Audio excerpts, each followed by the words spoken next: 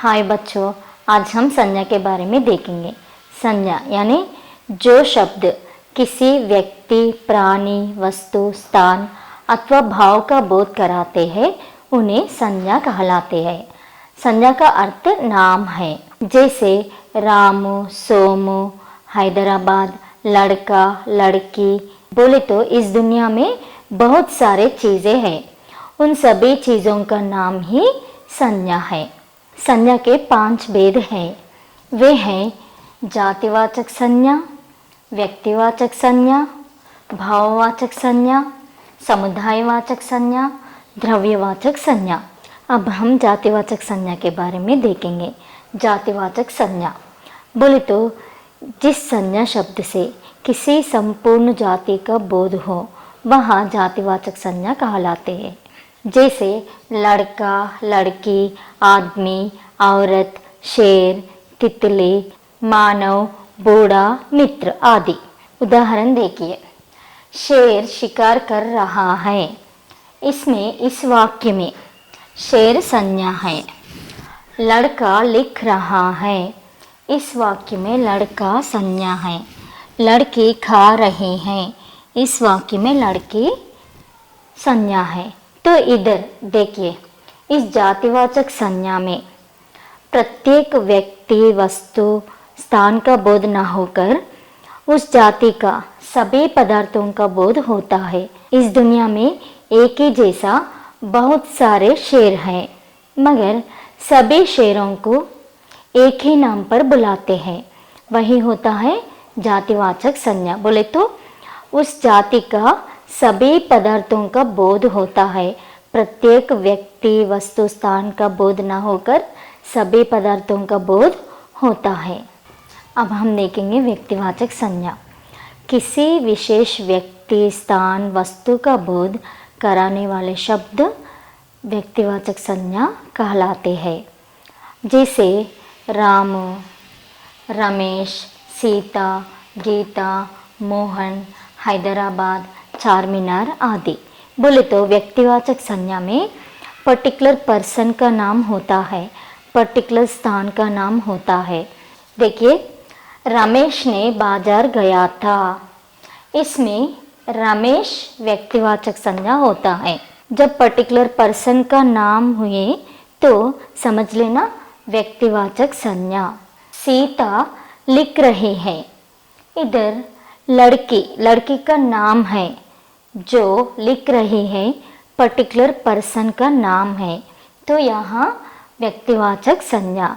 अगर इधर सीता के बिना लड़की दिए तो यह बन जाती है जातिवाचक संज्ञा। जातिवाचक संज्ञा। इधर पर्टिकुलर नाम दिए तो यहाँ व्यक्तिवाचक संज्ञा। व्यक्तिवाचक संज्ञा। चारमीनार हैदराबाद में है। देखिए, इधर चारमीनार भी संज्ञा है और हैदराबाद भी संज्ञा है। ये दो शब्द भी संज्ञा है। कौन सा संज्ञा है? इधर पर्टिकुलर मॉन्यूमेंट का नाम है चारमीनार, तो इधर क्या हो गया? व्यक्तिवाचक संज्ञा। इधर क्या हो दिए?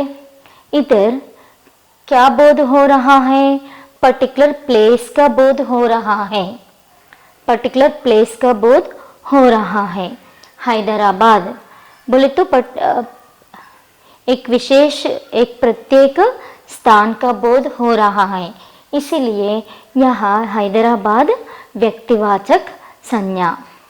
अब हम देखेंगे भाववाचक संज्ञा, यानी जिन शब्दों से किसी गुण, स्वभाव या दशा का बोध हो वे भाववाचक संज्ञा कहलाते हैं। जैसे सुख दुख, बचपन, बुढ़ापा, मिठास, क्रोध, अहंकार आदि। बोले तो वो जो चीज़ हम नहीं देख सकते हैं, सिर्फ उन चीज़ों का महसूस कर सकते हैं। देखिए, सुख दुख, बचपन, बुढ़ापा, मिठास, क्रोध, अहंकार आदि। देखिए, क्रोध हम नहीं देख सकते हैं, मगर उसका महसूस तो कर सकते हैं। उदाहरण देखिए, सुख दुख आते जाते रहते हैं। मनुष्य के अंदर सुख हो सकता है, दुख हो सकता है। जो हम फील होते हैं, हम नहीं देख सकते हैं, वहाँ भाववाचक संज्ञा होता है। भाववाचक संज्ञा शब्द प्रायः 4 प्रकार के शब्दों से बनते हैं। जातिवाचक संज्ञा शब्दों से भाववाचक संज्ञा शब्द बनते हैं और क्रिया शब्दों से भाववाचक संज्ञा के शब्द बनाते हैं और विशेषण शब्दों से भी भाववाचक संज्ञा के शब्द बनाते हैं। अब हम देखेंगे, पहले हम देखेंगे जातिवाचक संज्ञा शब्दों से भाववाचक संज्ञा शब्द बनने के विधि। लड़का, लड़का तो जातिवाचक संज्ञा है, तो इधर लड़का को लड़कापन, इधर पन ऐड करने से लड़कापन हो जाते हैं। तो यहाँ भाववाचक संज्ञा देखिए, इधर मित्र, मित्र तो है जातिवाचक संज्ञा, तो जातिवाचक संज्ञा से अब हम भाववाचक संज्ञा के रूप में लिखेंगे। मित्र, मित्र को ता जोड़कर लिखने से बन गए भाववाचक संज्ञा। मित्र जातिवाचक संज्ञा, मित्रता भाववाचक संज्ञा। मनुष्य, मनुष्य जातिवाचक संज्ञा, जातिवाचक संज्ञा से भाववाचक संज्ञा मनुष्यता। पशु जातिवाचक संज्ञा, पशु को ता ऐड करने से भाववाचक संज्ञा। देखिए, शिशु जातिवाचक संज्ञा, शैशव भाववाचक संज्ञा। ये शब्द है जो जातिवाचक संज्ञा से भाववाचक संज्ञा बनाने वाले शब्द। अब हम देखेंगे विशेषण शब्दों से भाववाचक संज्ञा बनाने की विधि। मूर्ख, मूर्ख शब्द तो विशेषण शब्द है, तो इस मूर्ख, मूर्ख भाववाचक संज्ञा में कैसे लिखते? ता ऐड करके, ता जोड़ के लिखने से इस विशेषण शब्द भाववाचक संज्ञा के शब्द बनते हैं। मूर्ख विशेषण, मूर्खता भाववाचक संज्ञा। देखिए, इधर मीठा, मीठा विशेषण है, मीठा को सा जोड़कर लिखने से बन गए भाववाचक संज्ञा मीठास।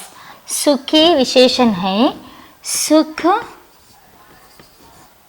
भाववाचक संज्ञा। गर्म विशेषण है, गर्मी भाववाचक संज्ञा। हरा हरियाली। देखिए, ये पूरा जो शब्द विशेषण शब्दों से भाववाचक संज्ञा के रूप में लिखे हैं। अब हम देखेंगे क्रिया शब्दों से भाववाचक संज्ञा बनाने की विधि। चलना, चलना क्या है? जो काम कर रहे हैं, ये चलना क्रिया है। चलना, दौड़ना, लड़ना, उतरना, पढ़ना, ये पूरा जो काम हो रहा है, काम का बोध कर रहा है, इन क्रिया शब्दों से भाववाचक संज्ञा बनाने की विधि। चलना तो क्रिया शब्द है, तो इस चलना शब्द से भाववाचक संज्ञा के रूप में कैसे लिखते? चाल, चलना चाल।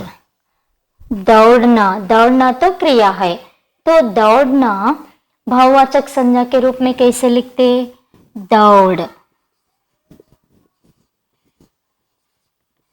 दौड़। लड़ना क्रिया है, तो लड़ना भाववाचक रूप में कैसे होते हैं? लड़ाई। उतरना उतार, पढ़ना पढ़ाई। देखिए, ये क्रिया शब्द है, ये भाववाचक संज्ञा का शब्द है। देखिए, भाववाचक संज्ञा शब्दों के अंत में ये, पन, पा, वट, हट, त, त्व, आव, आए, प आदि शब्दों का प्रयोग होता है। जैसे बुरा को भाववाचक रूप में लिखने के लिए कौन सा अक्षर जुड़कर लिखे? इधर ये जुड़कर लिखे, ये जोड़कर लिखने से, ये ऐड करने से ये बन गई भाववाचक संज्ञा शब्द बुराई। लड़का में लड़कापन, लड़कापन में पाना पन, लड़कापन। तो यहाँ लड़कापन तो भाववाचक संज्ञा। और बूढ़ा, बूढ़ा में, बूढ़ा शब्द में पा ऐड कर लिखे। बूढ़ा शब्द में कौन सा अक्षर ऐड करें? पा ऐड कर लिखे तो बन गए बूढ़ापा भाववाचक संज्ञा। और सजाना, सजाना को इधर क्या ऐड कर लिखे? वट जोड़कर लिखने से बन गई भाववाचक संज्ञा। चिकना शब्द में हाटा हट ऐड कर लिखने से, बोले तो चिकना अंत में हाटा हट लिखने से भाववाचक संज्ञा बन गई। देखिए चतुर, चतुर में क्या ऐड कर लिखे? आई, चतुराई। चतुर में, चतुर के अंत में क्या है? आई, आई जोड़कर लिखने से चतुराई बन गए। चढ़ना, चढ़ना अक्षर को इधर क्या जोड़कर लिखे अंत में? चढ़ाओ, चढ़ाओ बोले तो डाव, डा में कौन सा मात्रा है? आ की मात्रा है। आओ, आव जोड़कर लिखने से चढ़ाओ बन गई। अब हम देखेंगे समुदायवाचक संज्ञा। बोले तो ऐसे शब्द जो किसी विशेष समुदाय या समूह का बोध कराते हैं वे समुदायवाचक संज्ञा कहलाते हैं। जैसे कक्षा, सेना, कक्षा, मेला, परिवार, मंडल, सभा आदि। इस शब्द में ही है समुदायवाचक, बोले तो समूह, group of people, group of animals, group of things. सेना देश की रक्षा करती है। इस वाक्य में सेना क्या है? समुदायवाचक संज्ञा। सेना बोले तो क्या? The group of army people, बोले तो ग्रुप ऑफ आर्मी पीपल। अब हम देखेंगे द्रव्यवाचक संज्ञा, यानी जो शब्द द्रव्य या विभिन्न धातुओं का बोध कराते हैं वे द्रव्यवाचक संज्ञा कहलाते हैं। जैसे पानी, तेल, घी, दूध, सोना, चांदी, पीतल आदि। देखिए इस नाम में ही है द्रव्य बोल के, जो द्रव्य के रूप में होते हैं वे द्रव्यवाचक संज्ञा कहलाते हैं। उदाहरण देखिए, स्वच्छ जल पीना चाहिए। इस वाक्य में जल द्रव्यवाचक संज्ञा होता है। बोले तो जल का किस रूप में है? द्रव्य के रूप में है, इसीलिए जल द्रव्यवाचक संज्ञा। वैसे ही रामू दूध पी रहा है। दूध क्या होगा इधर? दूध द्रव्यवाचक संज्ञा।